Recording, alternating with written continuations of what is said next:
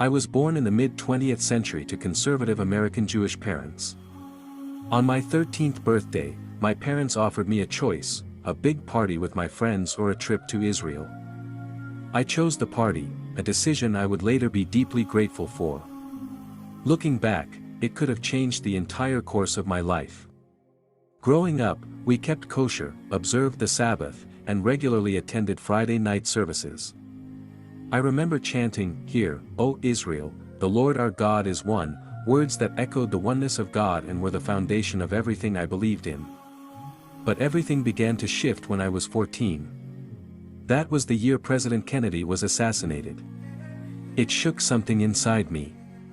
Suddenly, I started seeing the world differently. It wasn't just about religion anymore, it was about life, truth, and everything in between.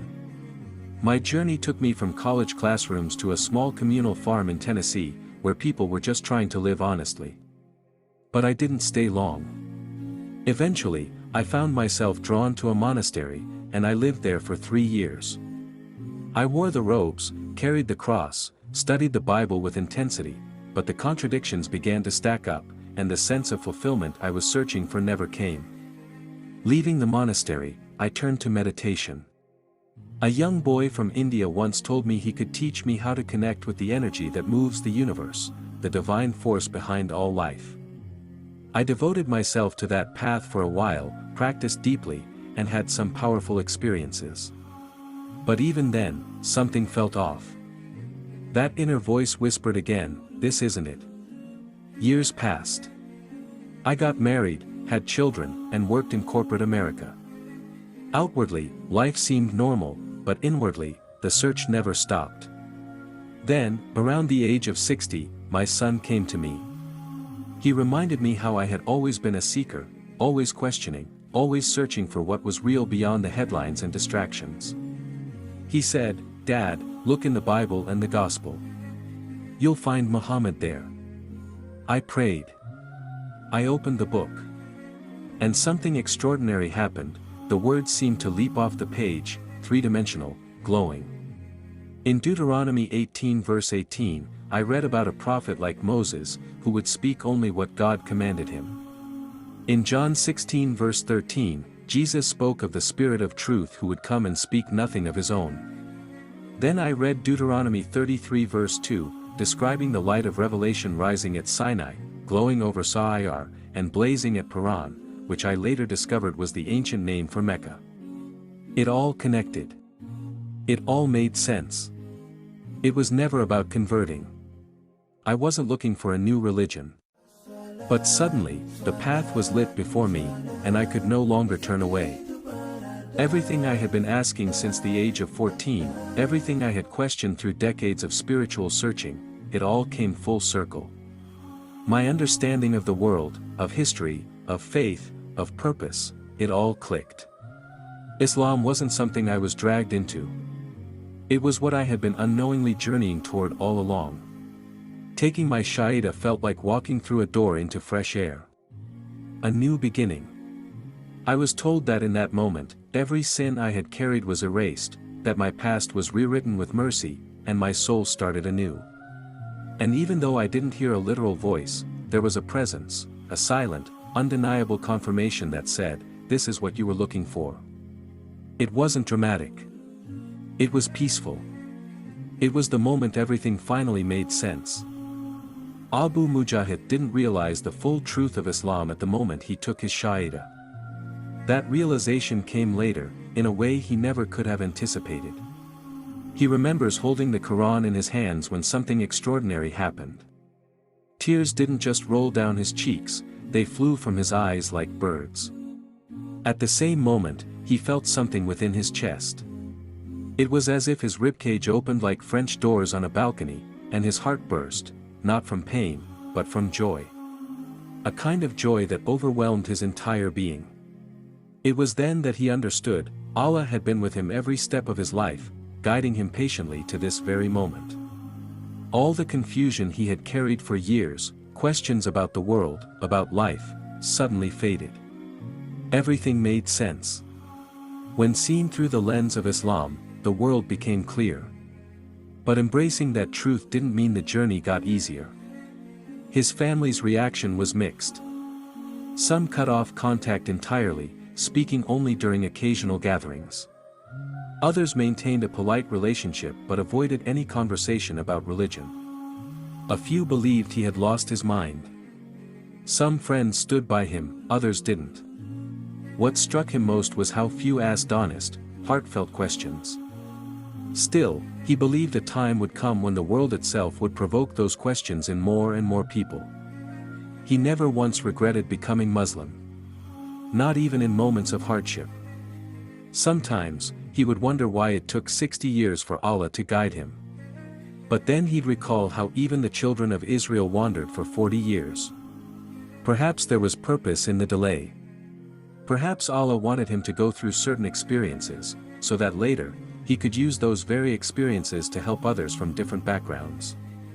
Now, he could relate to people from all walks of life.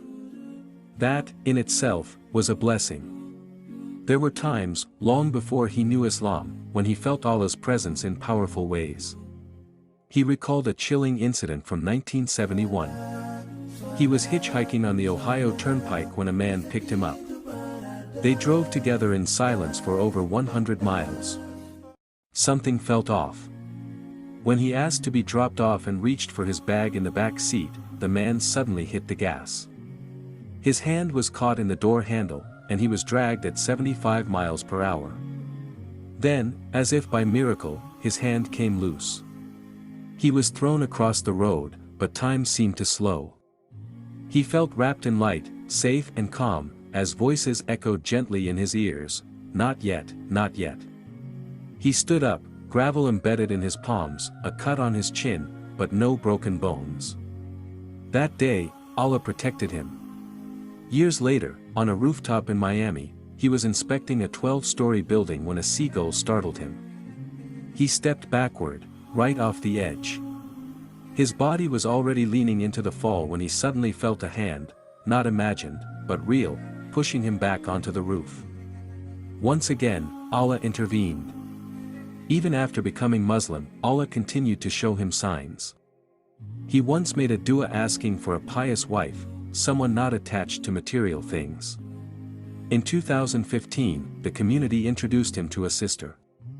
As they walked through her home, she looked at him and said, "You don't have to show me anything. I'm not a materialistic person." Those were the exact words he had used in his dua.